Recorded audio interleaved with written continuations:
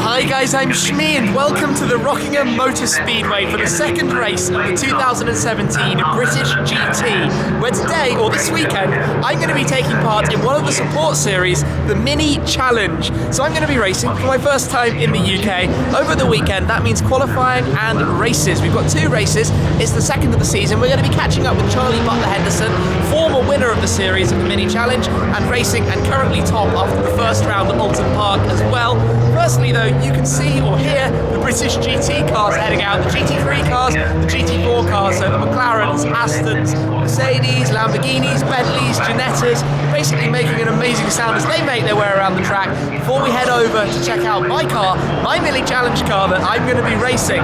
So yesterday was practice. I had 3 stints out in the car. I've had one race before now, so one race weekend before now, so there's a lot for me to learn, but in first practice I was about 8 or 9 seconds behind the pace, caught that up through the day to being about 4 seconds, 5 seconds behind the pace at the end. I've got qualifying today to see if I can get into the group. It's a grid of about 30 cars. Let's go check them out.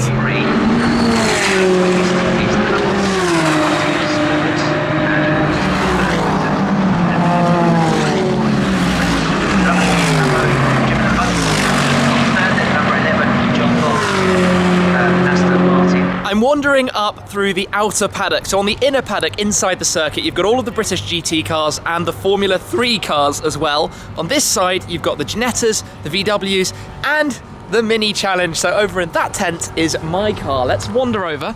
It's sandwiched between a number of others running with Mini UK. So right here, the car I've driven a few times now on previous outings, we have my chrome-wrapped 265 horsepower Mini Challenge. It starts as a Mini JCW, gets transformed, stripped out, turned into the race car. If we come around, just have a quick look on the inside, the sequential gearbox, literally nothing in here, just lots of cameras wired up for the live stream, and very much proper race car.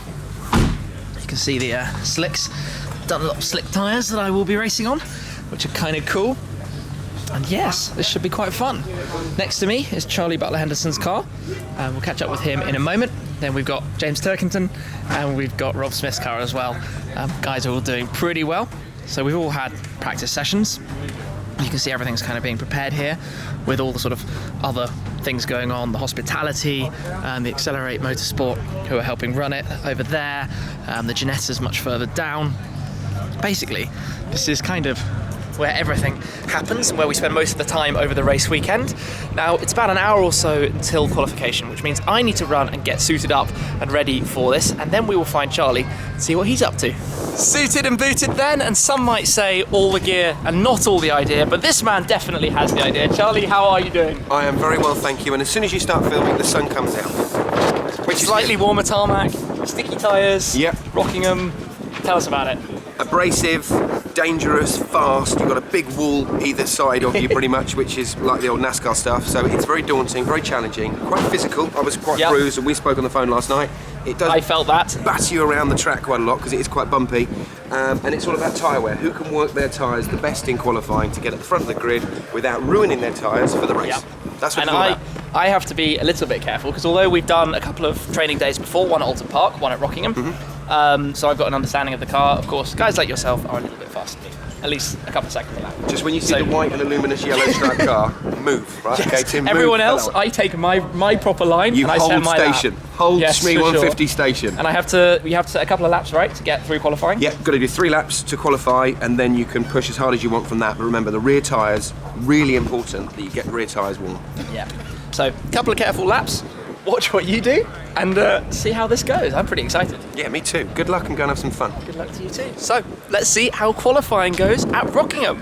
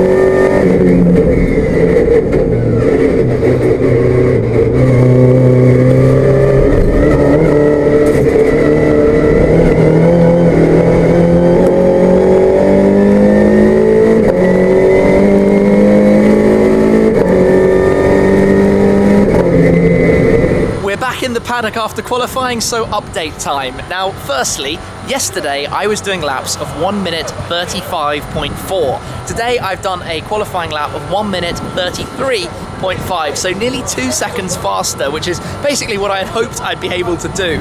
Pole position has done 1:28.5, so 5 seconds faster than me, but I know that I can actually take out even a second or two quite easily just with some more seat time. I've been braking a little bit too early, lifting off a tiny bit too much for turn 1, and it's basically about getting experience and time in the car, getting familiar with it and knowing what it's capable of. And obviously I'm erring a little bit on the side of caution. I don't want to interrupt anything to do with the championship and upset people, so I'm watching out all the time for people coming past me. However, this does mean that I'm actually quite far towards the back. I'm P29 out of 30, so there's only one car starting behind me.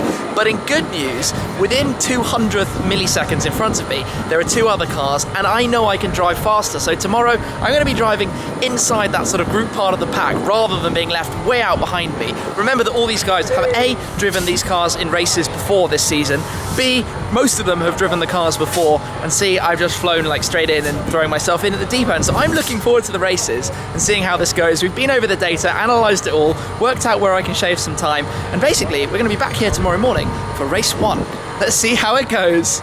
Welcome back to race day at Rockingham, where a little bit of a confession. The first race has already happened and we're back in the paddock. I'm sat in the car now and I've got quite a story to tell. So I didn't know races could start early, which meant I was in my hotel room and I got a phone call saying, get here now, which meant rushing over, getting dressed up in my overalls, getting out there in the car and going to race with no time to prepare, think about anything, and obviously no time to start my camera rolling. So let's recap basically what's just happened. Okay then, it's time. It's time to race. Let's do this. Green flag. Warm up lap. That's it, box. Oh, I'm nervous. The first thing, as you know, I started in P29. I'd set a kind of target in my mind of mid-low 20s, and good news, I finished P24, so that's where I'll start in this afternoon's race. But what happened to get there is quite a fun story. This series is competitive. The guys are vying for positions in the championship and they go for it.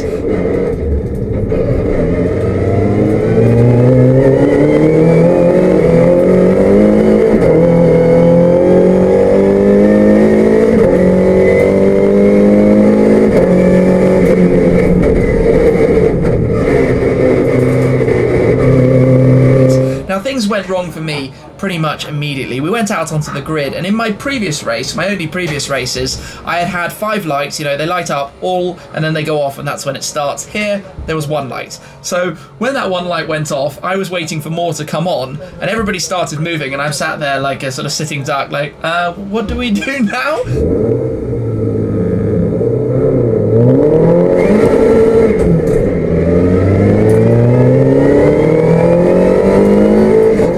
Started, got on the move, where basically 30 cars on a grid, guys competing in a championship, makes for carnage. Going around turn 1 flat into turn 2, the complete grid is just there bottling up, people sort of going 4 wide around that second corner.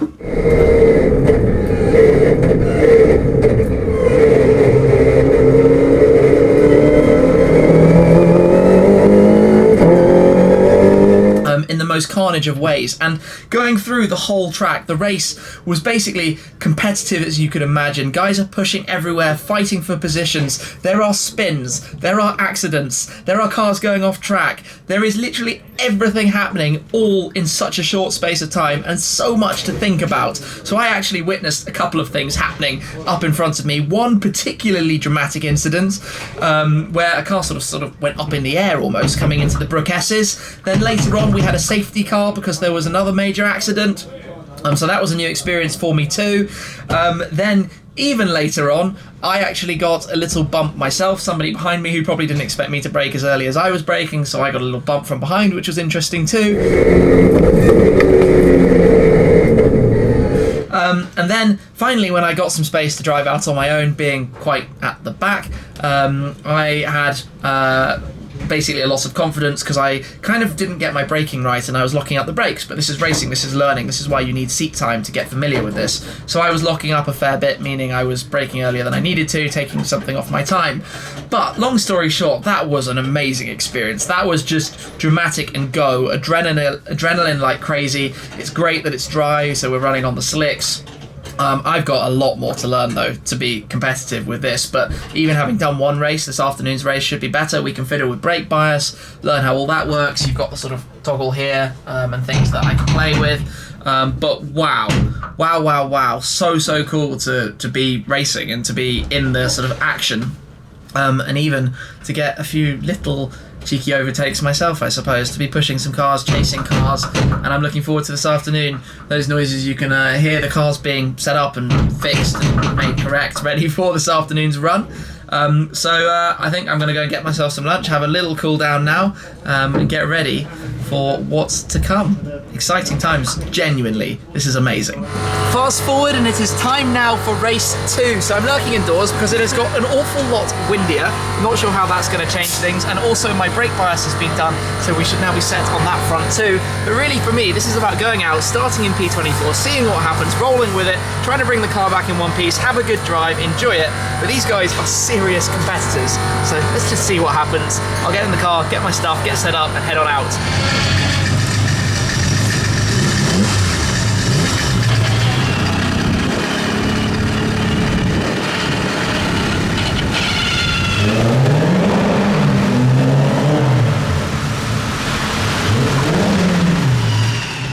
That was a little bit noisy then. The beauty of this place is you get to drive through that tunnel, which has a sign next to it that says Exhaust Appreciation Tunnel, on the way to the assembly area where all the cars line up before we go out on the grid. So I'm learning a lot more about this on my second time out. But everybody gets placed. I'm number 24, so this is my beast of a car. Chrome wrap is so nice. I really like how distinctive this car is. Like I said, it's pretty windy here, so I apologise about that. But it's time for me to get everything on, helmet and all that jazz, get ready to go outside when all the cars are here for race 2.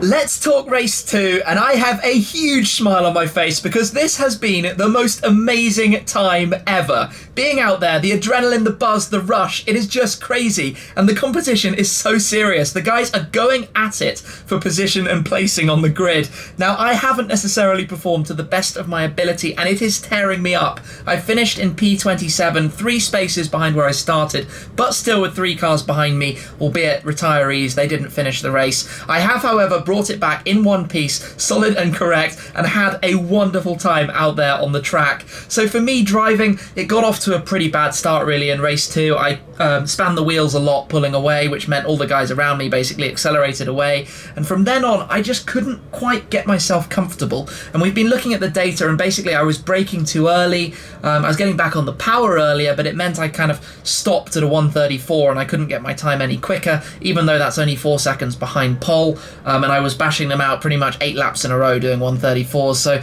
that was clearly my mental limit for today. Maybe when I come back, and I'm coming back for another race, don't forget, Alton Park for the mini festival weekend, the 19th and 20th of August, which I'm looking forward to a lot. But clearly I had a mental kind of block at that point today. I didn't get comfortable with the new tyre setup, the new brake system we had set up. But this is racing. There is a lot to learn, and it is so intense because I felt like I was driving basically on the limit. I mean, or for me, so much more even than before. Toying with the grip and feeling the back kind of wanting to go, and you've just got to keep your foot planted and pull away and power through and on. But clearly I was braking a little bit early, meaning I was scrubbing off too much speed, and that's what you learn from. That's the data you look at, and that's what you go ahead doing. But I think the biggest takeaways for me have been quite how intense it is, and how serious this challenge, the mini challenges, this leaderboard is clearly quite an important thing for the guys taking part. I have had the most incredible time though, and I hope some of that comes across in the video. It has been epic doing this. And to be honest, I'm just sad that this weekend has to come to an end.